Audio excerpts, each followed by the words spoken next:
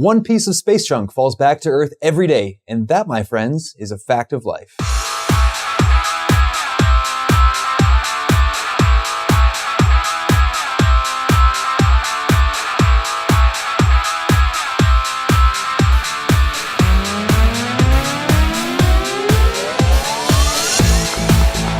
Thank you, and welcome to That's the Facts of Life, where we go through all the topics that matter to you and bring you just the facts. Today's topics include FINRA's helpful 8 and the SEC shifts its weight. But first, let's check in on that FINRA naughty list.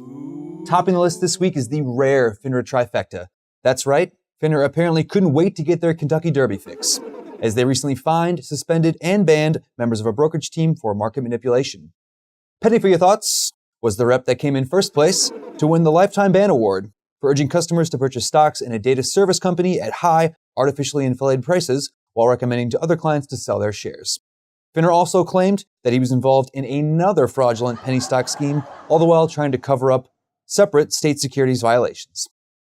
Caught not looking, the rep's supervisor took home second place and a prize package that included $25,000 in fines, a 2-year suspension, and a lifetime bar from ever working as a principal. Hey, cover that up, was the rep that took third place and $20,000 in fines, and a 6-month suspension for falsifying documents. In other news, FINRA recently issued a targeted exam letter to firms hoping to find out how they establish, communicate, and implement cultural values. For instance, do they have Taco Tuesday, Magic Show Mondays, or FINRA's favorite, Wacky Shirt Wednesday? These exam letters ask the targeted firms to provide FINRA with 8 categories of information before March 21st, so they can attempt to establish a way to assess the firm's culture for future examinations. FINRA's information requests will answer questions like, are there policies and procedures to establish cultural values that create a tone from the top? Are there steps in place to deal with breaches of cultural value policies? Does the firm encourage a cultural policy with incentives? Also, FINRA noticed that a bunch of firms do it, and it looks like fun.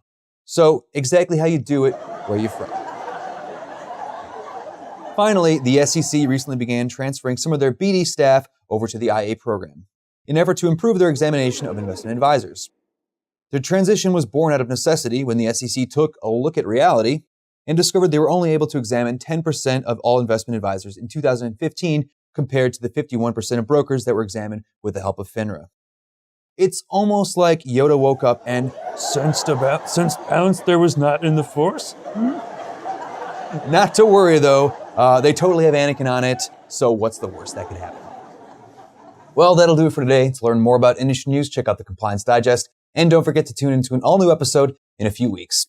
And in case you didn't know, 1 in 6 Americans received a Starbucks gift card during the 2015 holiday season. And that, my friends, is a fact of life.